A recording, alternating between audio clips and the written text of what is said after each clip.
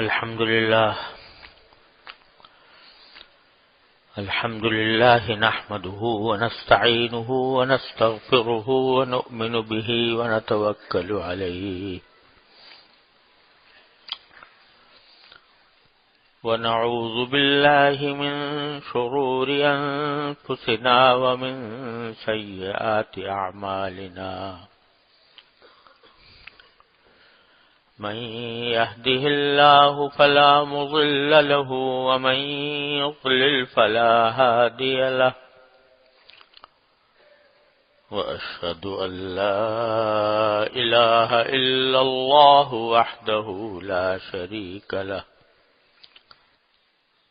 وأشهد أن سيدنا وسندنا ونبينا ومولانا محمدا عبده ونشهد أن سيدنا وسندنا ونبينا ومولانا محمدا عبده ورسوله صلى الله تعالى عليه وعلى آله وأصحابه وبارك وسلم تسليما كثيرا أما بعد فأعوذ بالله من الشيطان الرجيم بسم الله الرحمن الرحيم يا أيها الذين آمنوا اتقوا الله وابتغوا إليه الوسيلة وجاهدوا في سبيله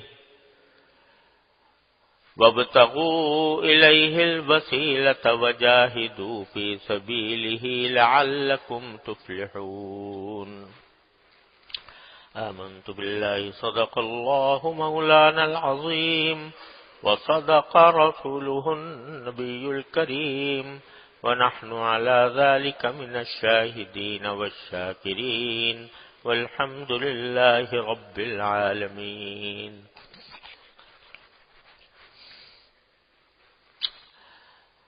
یہ آیت کریمہ ہے جس پر کچھ گزارشات کئی ہفتوں سے پیش کر رہا ہوں کہ اللہ تبارک و تعالیٰ فرماتے ہیں کہ ایمان والو، اے ایمان والو، تمام اہل ایمان، تمام مسلمانوں سے خطاب ہے، اے اہل ایمان، ایمان والو جو مجھ پر ایمان لائے ہو، اللہ سے ڈرو، تقوی اختیار کرو، وابتغوا الیہ الوسیلہ، اور اس تک پہنچنے کا وسیلہ تلاش کرو، اور وجاہدوا فی سبیلہ، اس کے راستے میں محنت کرو، کوشش کرو، لعلکم تفلحون، تاکہ تمہیں فلاح حاصل ہو۔ تو اللہ تبارک و تعالی نے جو بنیادی حکم دیا وہ تقوی کا، اور تقوی حاصل کرنے کے لیے دو چیزوں کا ذکر فرمایا۔ ایک یہ کہ اللہ تبارک و تعالی تک پہنچنے کا وسیلہ تلاش کر۔ یہ بار بار عرض کر چکا ہوں کہ مفسرین نے وسیلے کا معنی کیا ہے عمل صالح، نیک اعمال، لیکن جو لفظ قرآن کریم نے استعمال کیا وہ ہے سب سے زیادہ قابل غور، وابتغوا الیہ الوسیلہ، یعنی اس تک پہنچنے کا وسیلہ تلاش کرو، اللہ تبارک و تعالی تک پہنچنے کا، جس کا مطلب یہ ہوا کہ اصل چیز یہ ہے کہ بندہ اپنے اللہ سے جڑ جائے، بندے کا اپنے اللہ سے، اپنے پروردگار سے، اپنے خالق سے، اپنے مالک سے تعلق اتنا قوی ہو جائے کہ وہ اس کے قریب پہنچے، اللہ کے قریب پہنچے۔ اللہ تعالیٰ تو ہے ہی قریب، اللہ تعالیٰ تو قرآن کریم میں فرماتے ہیں، اللہ تبارک و تعالیٰ اپنے فضل و کرم سے فرماتے ہیں کہ وَنَحْنُ أَقْرَبُ إِلَيْهِ مِنْ حَبْلِ الْوَرِيدِ، ہم تو اس کی رگ جان سے بھی زیادہ قریب ہے. اللہ تعالیٰ تو ہیں ہی قریب، لیکن ہم غافل ہیں، ہم غفلت میں پڑے ہوئے ہیں. ہمیں اللہ تبارک و تعالیٰ کے قریب ہونے کا احساس نہیں. تو وہ تو قریب ہیں، ہم ان کے قریب نہیں ہیں، ہمیں ان کا قرب حاصل نہیں. تو اللہ تعالیٰ فرما رہے ہیں ہم تو قریب ہیں ہی تمہارے، لیکن تم بھی ہمارے قریب آؤ، تم قریب آؤ، میرا قرب حاصل کرو، میرے ساتھ تعلق جوڑو. ہاں، میں نے کبھی شعر بھی کہتا تھا، تو ایک مناجات کہی تھی کہ اللہ تبارک و تعالیٰ سے دعائیں ہیں اس میں. تو اس میں ایک شعر تھا کہ بڑی دور ہے ابھی تک رگ جان کی مسافت. یعنی اللہ تعالیٰ تو یہ فرما رہے ہیں کہ میں تمہارے سے رگ جان سے بھی زیادہ قریب ہوں، لیکن میری غفلت کی وجہ سے یہ رگ جان کی مسافت بھی دور پڑ گئی ہے. بڑی دور ہے ابھی تک رگ جان کی مسافت، جو دیا ہے قرب تو نے تو شعور بھی عطا کر. جو دیا ہے قرب تو نے تو شعور بھی عطا کر. یعنی آپ تو قریب ہیں، لیکن میں غفلت کی وجہ سے، میں دنیا کے کام دھندوں میں غافل ہو کر میں آپ کے قرب کا احساس نہیں کر پا رہا اور آپ کے قریب نہیں جا پا رہا. تو اللہ مجھے اس کا شعور بھی عطا فرما دے. جو دیا ہے قرب تو نے تو شعور بھی عطا کر. میرے والد ماجد رحمۃ اللہ علیہ کا ایک شعر ہے. میرے والد ماجد حضرت مولانا مفتی محمد شفیع صاحب رحمۃ اللہ علیہ، اللہ تعالیٰ ان کے درجات بلند فرمائے، وہ بھی بڑا شعر کہا کرتے تھے. تو فرماتے ہیں کہ اللہ،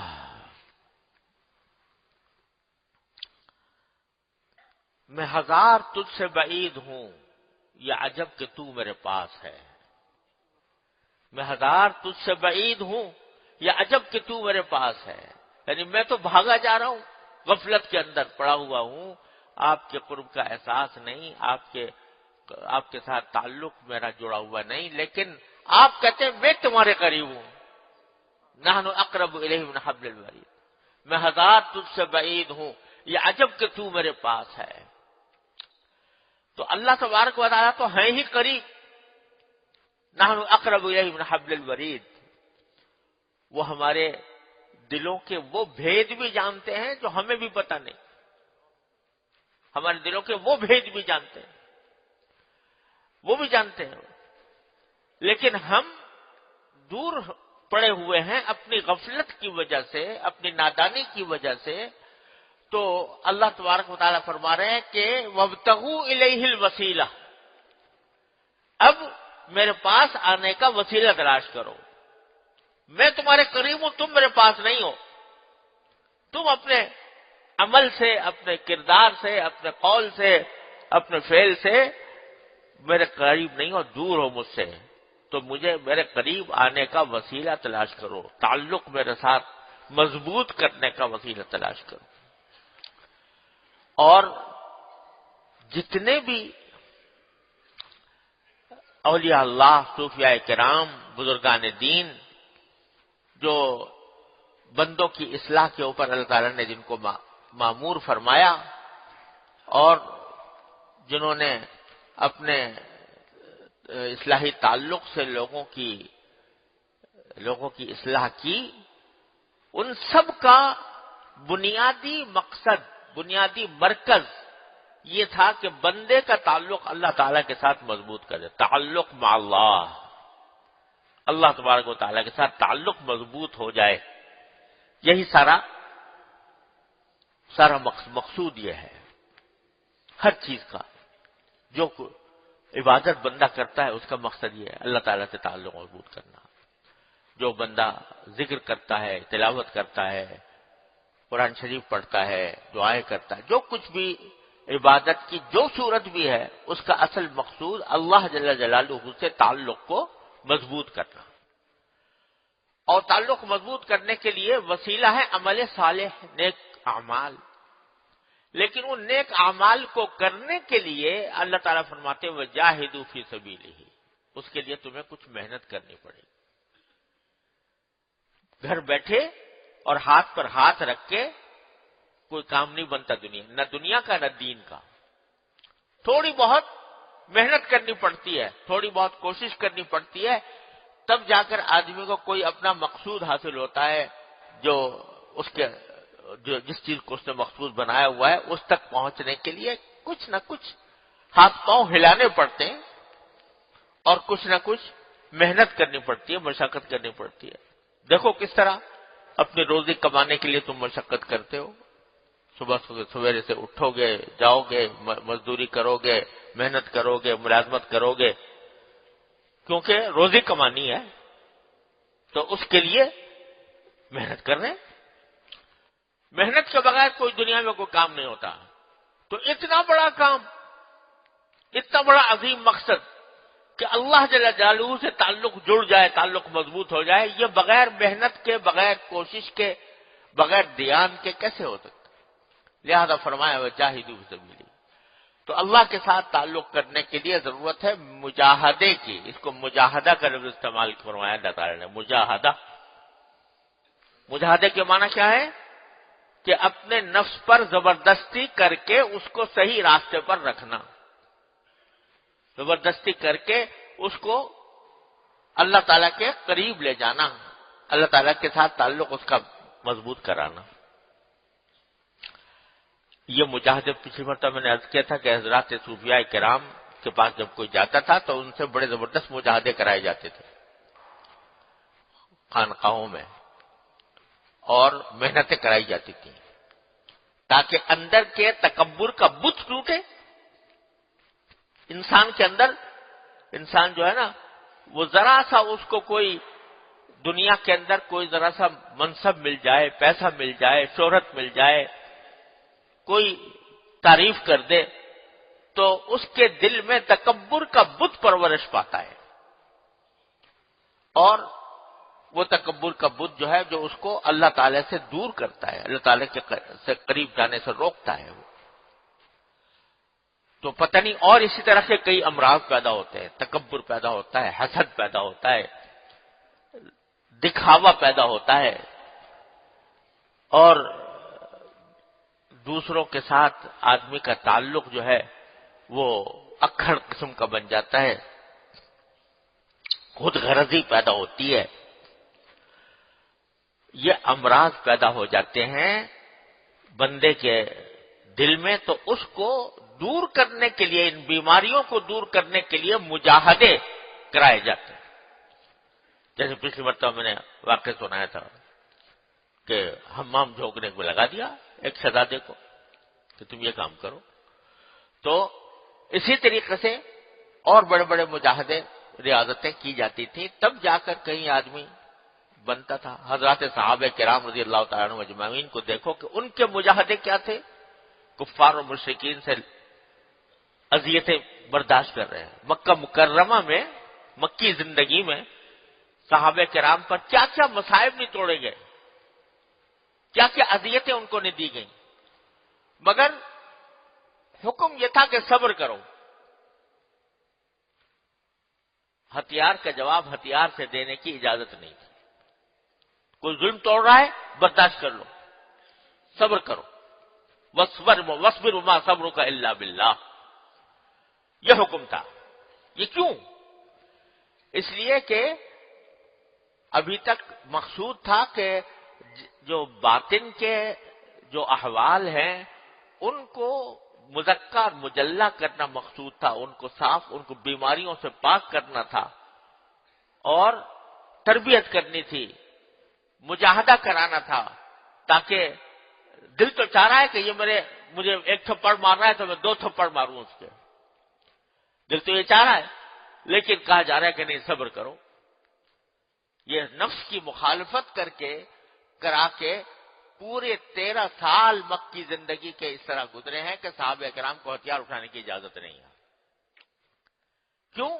اس لیے کہ ان کو اس مظالم کی بھٹی سے گزار کر اور صبر کی بھٹی سے گزار کر، مجاہدوں کی بھٹی سے گزار کر ان کو کندن بنانا تھا۔ ان کو ایسا کندن بنانا تھا کہ جو کوئی چھو جائے وہ بھی سونا بن جائے۔ صحابہ کرام کو جو چھو جائے، جو ان کے قریب سے گزر جائے، جو ان کی صحبت اٹھا لے، وہ بھی سونا بن جائے۔ حضرت شاہ اسماعیل شہید رحمۃ اللہ علیہ، اللہ تعالیٰ ان کے درجات بلند فرمائے، وہ فرماتے ہیں کہ آپ نے دیکھا ہوگا کہ آج کل جب کسی بڑے عالم کی یا کسی بڑے شیخ کی، پیر کی تعریف کی جاتی ہے تو اس کے بڑے بڑے القاب استعمال ہوتے ہیں اس کے لیے۔ کسی کو محدث اعظم کہہ دیتے ہیں، کسی کو شیخ التفسیر کہہ دیتے ہیں، کسی کو شیخ الحدیث کہہ دیتے ہیں، کسی کو شیخ الاسلام کہہ دیتے ہیں، کسی کو علامہ کہہ دیتے ہیں، کسی کو طرح طرح کے القاب لوگوں کے ساتھ لگے ہوئے ہیں۔ امام کہہ دیتے ہیں لوگوں کو، امام ابو حنیفہ، امام شافعی، امام احمد ابن حنبل، علامہ حافظ ابن حجر، علامہ فلاں، ٹھیک ہے۔ لیکن صحابہ کے ساتھ کوئی نہیں کہتا۔ صحابہ کے ساتھ کسی نے آج تک یہ نہیں کہا کہ امام ابو بکر، یا کسی نے یہ کہا ہو کہ علامہ ابو بکر، یا کسی نے کہا ہو شیخ التفسیر ابو بکر، یا شیخ الحدیث ابو بکر، یا شیخ الاسلام ابو بکر، نہ حضرت عمر کے ساتھ اور نہ دوسرے صحابہ کرام کے ساتھ۔ وہاں یہ القاب ہی نہیں چلتے۔ کیوں؟ اس لیے کہ تم جب ان کا نام لیتے ہو اور ساتھ میں رضی اللہ عنہ کہہ دیتے ہو تو اس کا معنی یہ کہ وہ صحابی ہیں، ہے نا؟ جب صحابی کہہ دیا تو سبھی کچھ کہہ دیا۔ جب صحابی کہہ دیا تو سبھی کچھ کہہ دیا، کیونکہ حاجت مشاطہ نے روح دلا رام را، جس کا چہرہ ہی خوبصورت ہو اس کو میک اپ کرنے کی ضرورت نہیں ہوتی، سنگھار کرنے کی ضرورت نہیں ہوتی۔ تو یہ حضرات صحابہ کرام رضی اللہ تعالی عنہم اجمعین، ان کا صرف یہ وصف کہ انہوں نے نبی کریم سرور دو عالم صلی اللہ علیہ وسلم کی صحبت اٹھائی، یہ وصف ہی اتنا بڑا ہے کہ اس کے اندر سارے محاسن جمع ہو گئے ہیں۔ جب صحابی کہہ دیا یہ صحابی ہے تو بس کیا مانا کہ اس کو کہہ دیا کہ یہ ولی اللہ کا ولی بھی ہے، یہ عالم بھی ہے، یہ فقیہ بھی ہے، یہ حدیث کا راوی بھی ہے، یہ عادل بھی ہے، اور سبھی کچھ ہے۔ حضرت معاویہ رضی اللہ تعالیٰ عنہ کے بارے میں حضرت عبداللہ ابن عباس نے کو سے کسی نے کہا کہ حضرت معاویہ جو ہیں یہ وتر کی صرف ایک رکعت پڑھتے ہیں، وتر ایک رکعت پڑھتے ہیں۔ تو حضرت عبداللہ ابن عباس نے جواب میں کہا دعہ بینہ صاحب رسول اللہ صلی اللہ علیہ وسلم، ارے چھوڑو بھی، کیا باتیں کر رہے ہو، وہ صحابی ہے رسول اللہ صلی اللہ علیہ وسلم۔ تو جو صحابی ہو گیا وہ ایسا ہو گیا کہ اس کے اندر سارے محاسن جمع ہو گئے، سارے کمالات جمع ہو گئے جو کسی انسان کے اندر ہو۔ کہاں سے ہوئے؟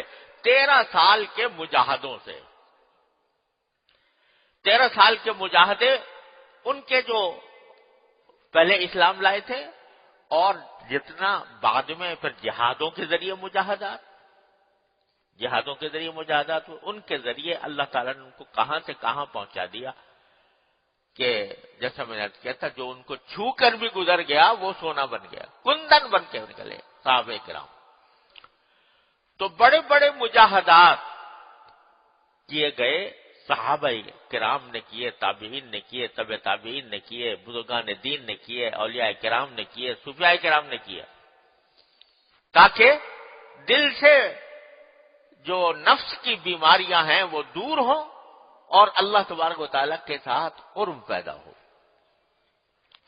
تو اگر تھوڑی بہت مشقت کرنی پڑتی ہے، اتنی ہی مشقت کہ کسی اللہ والے کے پاس جا کے تھوڑی دیر بیٹھ جائے آدمی، اور اس لیے بیٹھ جائے کہ اس کی باتیں سنے اور اس سے ہدایات حاصل کرے کہ میں کس طرح اپنے آپ کو بیماریوں سے پاک کروں، کس طرح میں اپنے آپ کو اللہ تعالیٰ کے قریب کروں.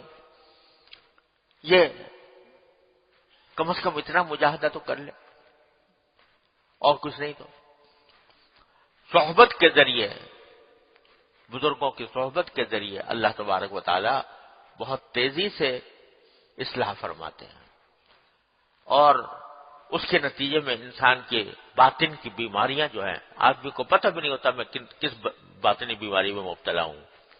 کسی شیخ سے تعلق ہوتا ہے تو پھر آنکھیں کھل جاتی ہیں، اور پھر اس کے نتیجے میں وہ بیماریاں انسان کی دور ہوتی ہیں اس کے ہدایات پر عمل کرنے سے.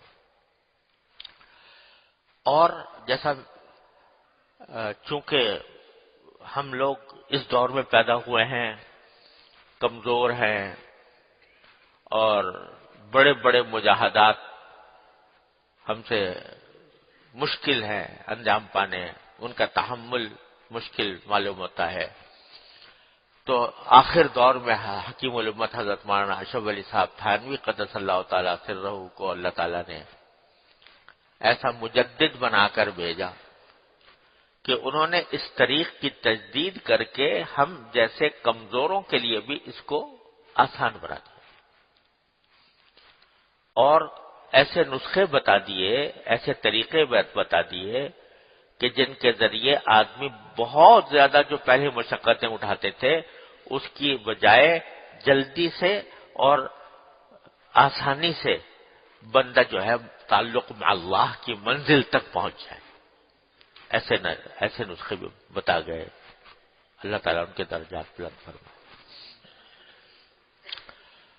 وہ ایسے نسخے بتا گئے ہیں اور ہم تک پہنچے ہیں، اللہ تعالیٰ ہمیں عمل کی توفیق عطا فرمائے. تو وہ میں اختصار کے ساتھ عرض کرنے کی کوشش کرتا ہوں کہ ہم جیسے ضعیفوں کے لیے، کمزوروں کے لیے، تناسانوں کے لیے، جن کو بہت بڑی مشقتیں جھیلنا مشکل لگتا ہے، ان کے لیے کیا طریقے حضرت والا نے بیان فرمائے کہ ان کی مشق کر لو تو انشاءاللہ اللہ تبارک و تعالی اپنی ذات کے ساتھ مضبوط تعلق عطا فرمائے. ہمارے شیخ حضرت عارفی قدس اللہ تعالی سرہ فرمایا کرتے تھے 4 باتوں کا اہتمام ہے بہت آسان لیکن بہت مشکل. آسان ہونے کی وجہ سے مشکل ہے، سمجھے نا؟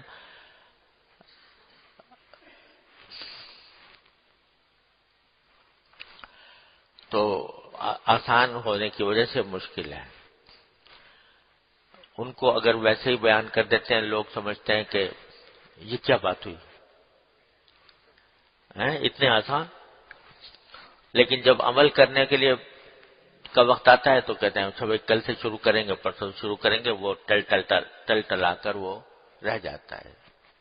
تو دشوار تو یہی ہے کہ دشوار بھی نہیں. ملنا اگر تیرا نہیں آسان تو سہل ہے، ملنا تیرا اگر نہیں آسان تو سہل ہے. دشوار تو یہی ہے کہ دشوار بھی نہیں. یہ دشوار بھی نہیں ہے پھر بھی دشوار بنا ہوا اس لیے کہ عمل کرنے کی توفیق نہیں ہو رہی. تو دیکھو ایک بنیادی بات تو یہ سمجھنے کی ہے، ہمارے بزرگوں کا عظیم مقولہ ہے کہ انسان کی اصلاح کے راستے میں، اس کے آگے بڑھنے کے راستے میں، تعلق مع اللہ کے مضبوط ہونے کے راستے میں ایک بہت بڑی رکاوٹ یہ ہوتی ہے کہ آدمی یا تو ماضی میں گم رہتا ہے یا مستقبل میں. کیا مانا؟ جب ماضی پر نظر ڈالتا ہے یا اللہ میں تو اتنا گناہگار ہوں، اتنی مجھ سے غلطیاں ہوئی ہیں، اتنی غفلتیں مجھ سے سرزد ہوئی ہیں، اتنا میں کتنی میری پتہ نہیں نمازیں کیسی ہوئی، کس طرح روزے کیسے ہوئے، گناہ میں نے آنکھوں کے گناہ، کان کے گناہ، زبان کے گناہ، پتہ نہیں کتنے گناہوں کا میں ملغوبہ ہوں. اپنے ماضی کو سوچتا رہتا ہے اور سوچ سوچ کے مایوسی پیدا کرتا ہے کہ یا اللہ میں تو ایسا ہوں، کیسے میری اصلاح ہوگی. ایک تو ماضی میں گم ہے، ایک مستقبل میں گم ہے.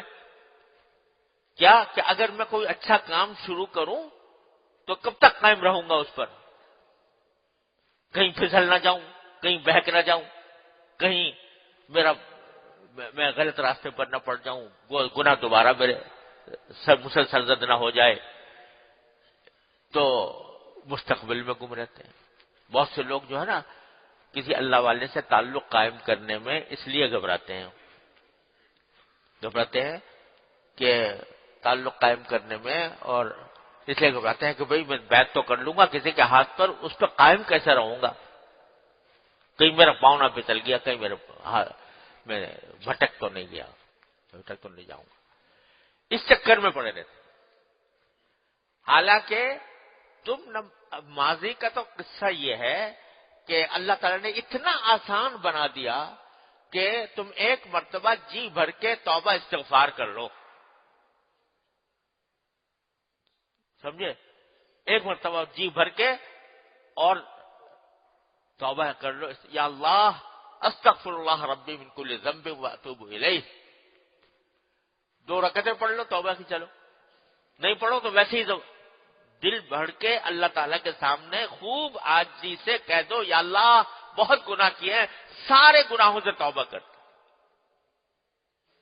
سارے گناہوں سے توبہ کرتا ہوں، استغفار کرتا ہوں. ایک لمحے میں جس وقت تم نے یہ کہہ دیا سارا ماضی کا کچا چٹا صاف ہو گیا.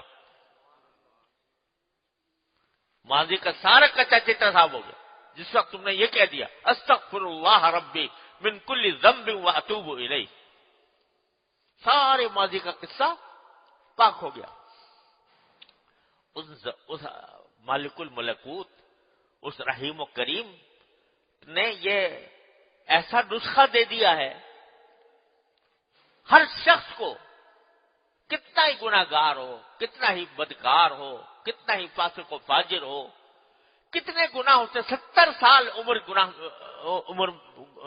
گزاری ہو گناہوں کے اندر، لیکن نسخہ دے دیا ایک مرتبہ مجھ سے میرے پاس آ جاؤ، میرے پاس آ کے کہہ دو استغفر اللہ ربی من کل ذنب واتوب الیہ. اے اللہ میں آپ سے ہر گناہ سے مغفرت مانگتا ہوں اور توبہ کرتا ہوں. جس لمحے یہ کہہ دیا التائب من الذنب کمن لا ذنب لہ، وہ ذنب ایسا ہو گیا جیسے کبھی گناہ کیا ہی نہیں تھا، پاک، بالکل پاک صاف. اسی لیے حضرت والا فرماتے تھے، حضرت تھانوی رحمۃ اللہ علیہ، لوگ سمجھتے ہیں مجھے اللہ بننا بڑا مشکل کام ہے. ارے کچھ بھی مشکل نہیں، ایک لمحے کا کام ہے. 1 منٹ میں اللہ تعالی کے سامنے اپنی ساری پچھلی زندگی کی گناہوں سے توبہ کر لو. توبہ کر لیا، اسی وقت اسی لمحے ولی اللہ بن گئے، اللہ کے ولی ہو. تو اس لیے کوئی اللہ میں نے دشوار نہیں رکھا، توبہ کر.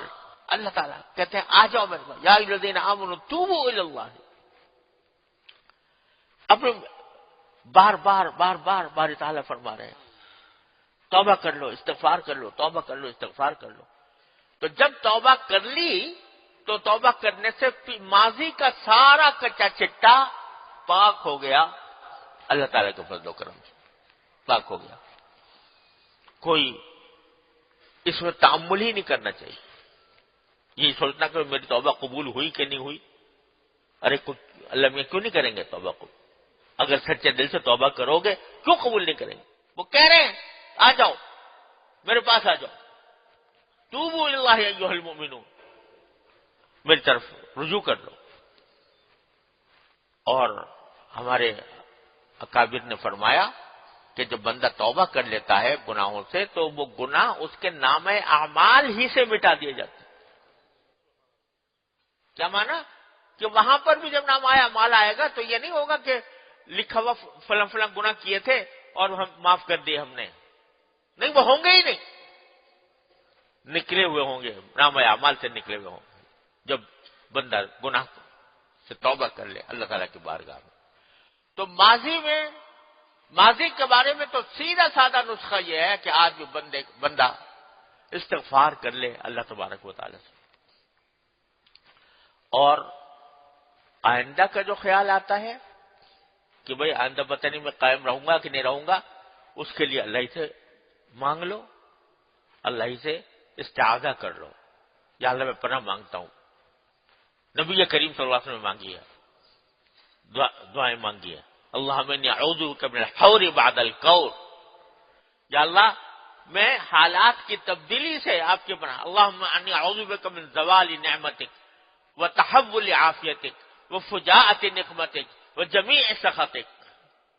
اے اللہ جو نعمت آپ نے مجھے آج عطا فرما رکھی ہے، اے اللہ میں اس کے زوال سے آپ کی پناہ مانگتا ہوں، یا اللہ مجھے یہ نعمت زائل نہ ہو، وتحول عافیتک، آپ نے جو عافیت عطا فرما رکھی ہے وہ کہیں پلٹ نہ جائے، حالات کا بدل نہ جائے، وجمیع سخطک، آپ کی ناراضگی سے میں پناہ مانگتا ہوں، اس کے لیے پناہ مانگ لو اللہ تعالیٰ سے۔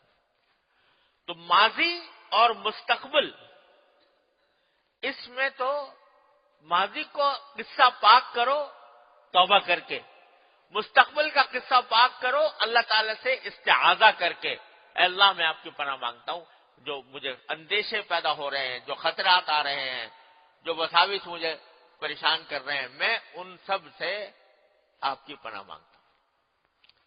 تو یہ کام کر لو۔ اب رہ گیا حال، فکر اس کی کرو، جو وقت گزر رہا ہے اس کی فکر کرو کہ یہ صحیح ہو جائے، یہ اللہ تعالیٰ کی رضامندی کے مطابق ہو جائے۔ یہی حال آگے جا کر ماضی بنے گا، اور وہ جو مستقبل ہے وہ بھی رفتہ رفتہ آ کے حال بنے گا۔ تو لہذا فکر کاہے کی کرو؟ حال کی، اس وقت کی فکر کرو، اس کی فکر کرو کہ یہ جو لمحات گزر رہے ہیں زندگی کے، یہ ٹھیک گزر جائیں، یہ اللہ تعالیٰ کے ساتھ تعلق قائم کرنے والے بن جائیں، اس میں جو مجھ سے مطالبات ہیں شریعت کے وہ پورے ہو جائیں، اور اتباع سنت کی توفیق ہو جائے، اللہ تبارک و تعالیٰ کا قرب حاصل ہو جائے، اس کی فکر کرو۔ اس کی فکر کرنے کے لیے دو باتیں عرض کرتا ہوں، میں بتا رہا 4 کام بتائے تھے، ایک تو استغفار میں نے عرض کر دیا، اور ایک استعاذہ۔ ماضی کا جب بھی خیال آئے، اگرچہ آدمی کو پچھلے گناہوں کو یاد نہیں کرنا چاہیے، جب ایک مرتبہ پکی توبہ کر لی اللہ تبارک و تعالیٰ کی بارگاہ میں حاضر ہو کر، تو اب پچھلی باتوں کو یاد بھی نہ کرے کہ میں نے فلاں وقت فلاں گناہ کیا تھا، اس کو یاد نہ کرے، غیر اختیاری طور پر یاد آئے تو استغفار کی تجدید کر لے، استغفر اللہ استغفر اللہ استغفر اللہ، لیکن خود سے یاد نہ کرے۔ بعض لوگ جو ہیں وہ یہ کہتے ہیں کہ ہم تو اپنے گناہوں کو یاد کر کر کے روتے ہیں، یہ کوئی صحیح طریقہ نہیں ہے اصلاح کا۔ صحیح طریقہ وہی ہے جو مسنون ہے نبی کریم صلی اللہ علیہ وسلم سے، کہ پچھلے گناہوں پر ایک مرتبہ صدق دل سے توبہ استغفار کر کے آدمی مطمئن ہو جائے، اللہ تعالیٰ کے حوالے کر دیا، اللہ میں نے آپ کے سپرد کر دیا۔ ہاں اب حال کی فکر کرے کہ اب جو میں وقت گزار رہا ہوں یہ اس میں کوئی گناہ نہ ہو، کوئی معصیت سرزد نہ ہو، اللہ تبارک و تعالیٰ کو ناراض کرنے والا کوئی کام نہ ہو، جو کام کروں اللہ تعالیٰ کی رضا کے خاطر کروں، اس کی فکر کرو۔ تو اس میں 2 کام ہیں جو ہمارے اللہ بزرگوں نے سکھائے ہیں، اور وہ میں جو کہہ رہا تھا کہ اتنے آسان ہیں کہ دشوار بن گئے ہیں۔ وہ یہ ہے کہ ایک تو کثرت دعا کی کثرت، اللہ تبارک و تعالیٰ سے مانگنے کی کثرت، ہر چھوٹی بڑی حاجت اپنی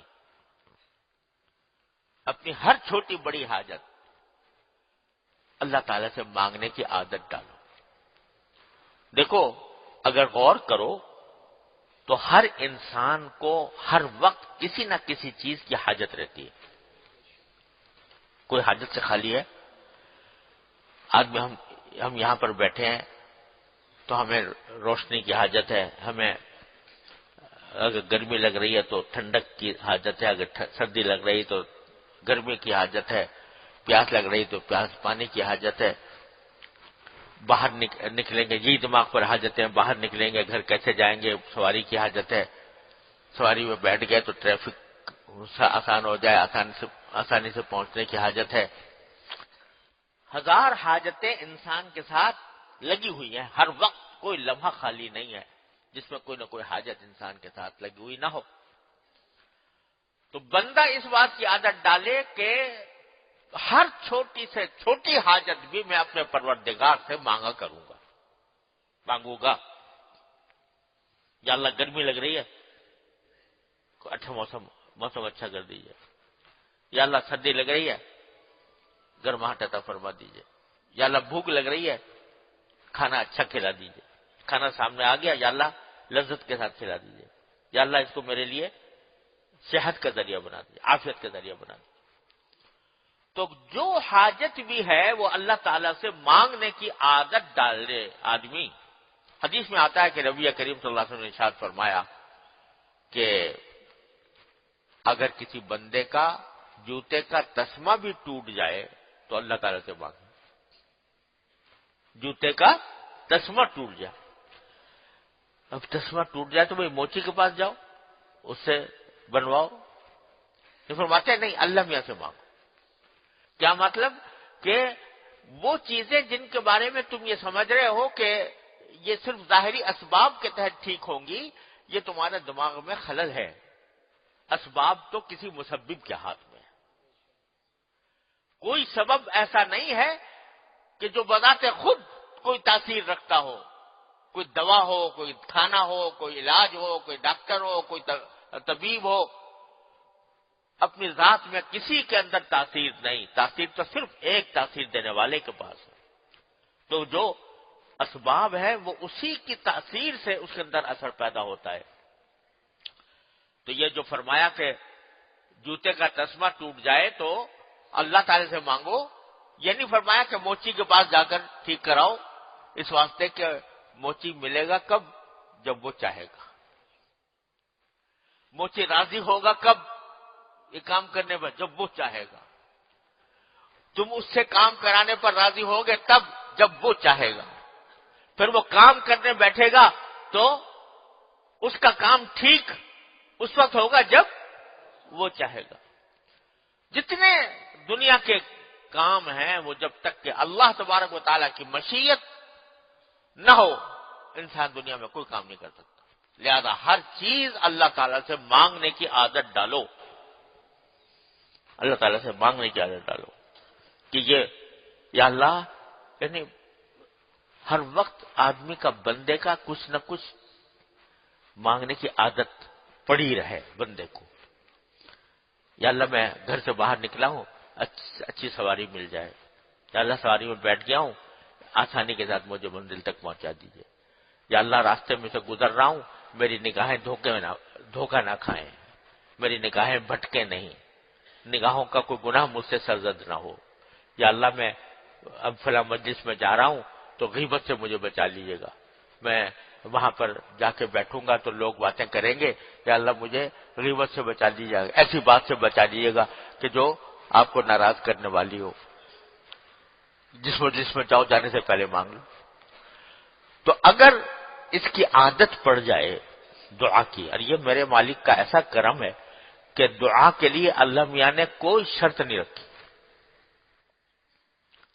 نہ اس میں وضو کرنے کی شرط ہے دعا مانگنے کے لیے، نہ اس میں قبلہ رو ہونے کی شرط ہے، نہ اس میں مسجد میں یا جانماز پہ بیٹھنے کی شرط ہے، یہاں تک کہ جنوبی ہونے کی حالت میں، جنابت کی حالت میں، خواتین کے خاص ماہواری کے زمانے میں، اس میں بھی قرآن پڑھنا منع ہے، دعا کرنا منع نہیں،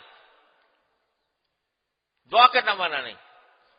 یہاں تک کہ جو قرآنی دعائیں ہیں قرآن کی تلاوت کی غرض سے کرنا تو منع ہے، لیکن قرآنی دعائیں اگر دعا کی نیت سے کریں، عورتیں جو ہیں ربنا آتنا فی الدنیا حسنۃ پڑھیں مثلا دعا کی نیت سے، یہ جائز ہے، تلاوت کی نیت سے نہیں بلکہ دعا کی نیت کرنا جائز۔ اللہ تعالیٰ نے اتنا آسان کر دیا دعا کو کہ اس کے لیے کچھ شرط نہیں رکھی، نہ جنابت سے پاک ہونے کی، نہ وضو کرنے کی، نہ قبلہ رو ہونے کی، یہاں تک کہ زبان سے کہنے کی بھی ضرورت نہیں، دل ہی دل میں مانگ لو، دل ہی، کیونکہ وہ تو علیم بذات الصدور ہے میرا مالک، وہ تو دلوں کے بھید کو جاننے والا ہے، اس واسطے دل ہی دل میں اللہ تعالیٰ سے مانگ لو۔ حضرت تھانوی رحمۃ اللہ علیہ فرماتے ہیں کہ الحمدللہ کبھی اس میں تخلف نہیں ہوتا کہ کوئی بندہ آ کے مجھ سے کہتا ہے کہ حضرت ایک مسئلہ پوچھنا ہے یا ایک بات پوچھنی ہے، تو کبھی تخلف نہیں، دل ہی دل میں اللہ تعالیٰ سے دعا کرتا ہوں، یا اللہ پتہ نہیں یہ کیا پوچھ لے گا، اس کے صحیح جواب میرے دل میں ڈال دیجئے، دل ہی دل میں۔ تو دل یعنی اللہ نے ہی دعا ایسی چیز بنائی ہے کہ اس کے لیے نہ وضو شرط، نہ غسل شرط، نہ قبلہ رو ہونا شرط، یہاں تک کہ زبان سے کہنا بھی شرط نہیں، دل ہی دل میں مانگتے رہو۔ اور یہ عجیب معاملہ ہے، یہ واحد درگاہ ہے میرے مالک کی کہ جہاں جتنا مانگو گے اتنا ہی قریب ہوگے اس کے، جتنا مانگو گے اتنا ہی وہ تم سے راضی ہوگا، نہیں مانگو گے ناراض ہوگا۔ من لم یسأل اللہ یغضب علیہ، جو اللہ سے نہیں مانگتا اللہ اس سے ناراض ہوتا ہے۔ تو اس نے درگاہ ایسی کھولی ہوئی ہے کہ جس میں جتنا مانگو گے، یہاں دنیا میں کتنا ہی بڑا سخی داتا ہو اور کوئی آدمی جا کے صبح سے لے کے شام تک اس کے سر کھائے، اب مجھے یہ دے دے، اب مجھے یہ دے دے، اب مجھے یہ دے دے، تھوڑے چند گھنٹے میں اس کا جو ہے پارا چڑھ جائے گا کہ بھاگ یہاں سے، تو نے تو پیچھا ہی لے لیا میرا، مجھے میری جان عذاب میں کر دی۔ لیکن وہ مالک ایسا ہے کہ وہ کہتا ہے کتنا مانگو، کتنا مانگو، کتنا مانگتے رہو، مانگتے رہو، منگتے بن جاؤ، دن رات مانگتے رہو، ہر وقت مانگتے رہو، جتنا مانگو گے اتنا ہی میرے قریب آؤ گے، اتنا ہی میرا قرب حاصل ہوگا۔ تو ابتغوا الیہ الوسیلہ میں اللہ تعالیٰ تک پہنچنے کے وسیلے میں دعا کی کثرت یہ ایک بہت ہی اہم اور بہت ہی مفید اور بہت ہی مؤثر کام ہے، اور مشکل کچھ نہیں، مانگتے ہو، مانگنا ہے بس۔ یہ جو دل و دماغ میں خیالات ادھر ادھر کے پھر رہے ہیں دن رات ہمارے، کبھی یہ سوچا، کبھی وہ سوچا، کبھی ان حاصل وصول کچھ بھی نہیں ان خیالات کا رخ پھیر دو اللہ تعالیٰ سے مانگنے کی طرف، ہر چیز سے مانگو، ہر چیز مانگو۔ حضرت تھانوی فرما رہے ہیں یہاں تک کہ کسی آدمی سے تم نے کہا بھائی پانی لے آؤ، مثال کے طور پر، وہ لا رہا ہے، آنکھوں سے دیکھ رہے ہو کہ لا رہا ہے، اس وقت بھی دل کی مانگے یا اللہ یہ پانی مجھ تک پہنچ جائے، یا اللہ میں اس کو پی لوں، یا اللہ اس سے میں سیراب ہو جاؤں۔ اب بظاہر تو سامنے نظر آ رہا ہے، فرمایا یہی تو موقع ہے توکل کا، اللہ پر بھروسے کا، کہ بھروسہ اس آدمی پر نہیں ہے جو پانی ہاتھ میں لے کر آ رہا ہے، بھروسہ اس اللہ پر ہے جو پلانے والا ہے۔ کیا پتا کہ سامنے نظر تو آ رہا ہے آتے ہوئے، اس کا پاؤں پھسلے، گر جائے، گلاس ٹوٹ جائے، پانی گر جائے، پانی بہہ جائے، وہ اللہ ہی ہے جو پہنچائے گا۔ تو اس واسطے جو چیز بالکل ظاہری طور پر بھی نظر آ رہی ہو وہ بھی اللہ تعالی سے مانگو۔ یہ ایک نسخہ ہے، یہ سبق آج کا اتنا ہی سبق اگر لے لیں، اللہ تعالی ہمیں اپنے رحمت سے توفیق عطا فرمائے۔ کثرت دعا، اللہ تعالی سے مانگنے کی کثرت، ان چیزوں کو بھی مانگو جن کے مانگنے کا خیال بھی ابھی تک نہیں آیا تھا۔ باہر نکلتے وقت یا اللہ پاؤں صحیح جگہ پر پڑ جائے، یا اللہ اتباع سنت کے تحت نکلوں یہاں سے مسجد سے، یا اللہ مجھے جو دعا ہے وہ پڑھنے کی توفیق عطا فرما دیجیے، یا اللہ میں جب گھر میں پہنچوں تو اپنے اہل و عیال کو، اپنے گھر والوں کو عافیت کے ساتھ پاؤں، دعا مانگتے ہوئے چلے جاؤ۔ تو اتنی آسان بات ہے، لیکن چونکہ عادت نہیں پڑی مشق نہیں کی اس واسطے مشکل ہو گئی، لیکن مشق کر کے دیکھو، مشق کر کے دیکھو، انشاءاللہ ثم انشاءاللہ مشق ہو جائے گی، مشق ہو جائے گی تو ہر وقت دل کچھ نہ کچھ مانگ رہا ہوگا اللہ تعالیٰ سے، جتنا مانگ رہا ہوگا اتنا ہی اس کے قریب جا رہا ہوگا۔ ابتغوا الیہ الوسیلہ، اس تک وسیلہ پہنچنے کا راستہ اللہ تعالیٰ نے یہ اتنا آسان راستہ بتا دیا۔ اب وقت ختم ہو رہا ہے تو پھر انشاءاللہ اللہ نے زندگی دی تو پھر اس کی تفصیل بھی مزید اور عرض کریں گے، لیکن بھائی یہ مجلس جو ہے ویسے ہی رسمی قسم کی تقریر کرنے کی مجلس نہیں ہوتی، یہ ہم اس لیے ہوتی ہے تاکہ ہم اپنی اصلاح کی طرف کچھ متوجہ ہوں، اور اس کا ایک بہت ہی قوی نسخہ جو میں نے اپنے بزرگوں سے، اپنے مشائخ سے حاصل کیا وہ بتا رہا ہوں۔ اللہ تعالیٰ اپنی رحمت سے اس پر مجھے بھی، آپ کو بھی، سب کو عمل کرنے کی توفیق عطا فرمائے۔ اللهم صل على سيدنا مولانا محمد وعلى ال محمد كما صليت على ابراهيم وعلى ال ابراهيم انك حميد مجيد ربنا ظلمنا انفسنا وان لم تغفر لنا وترحمنا لنكونن من الخاسرين ربنا آتنا في الدنيا حسنة وفي الآخرة حسنة وقنا عذاب النار ربنا هب لنا من ازواجنا وذرياتنا قرة اعين واجعلنا للمتقين اماما۔ یا اللہ اپنی رحمت سے ہمارے تمام گناہوں کو معاف فرما، اے اللہ ہمارے تمام چھوٹے بڑے اگلے پچھلے خفیہ علانیہ ہر طرح کے گناہوں کو معاف فرما۔ یا اللہ جو کچھ باتیں ہم نے بڑوں کی، بزرگوں کی سنی ہیں، کہی ہیں، یا اللہ ان پر عمل پیرا ہونے کی توفیق عطا فرما۔ یا اللہ تمام حاضرین اور حاضرات کو ان کے تمام جائز مقاصد میں کامیابی عطا فرما۔ یا اللہ ہر طرح کے شر و فتنے سے حفاظت فرما۔ وصلی اللہ تعالی علی خیر خلق۔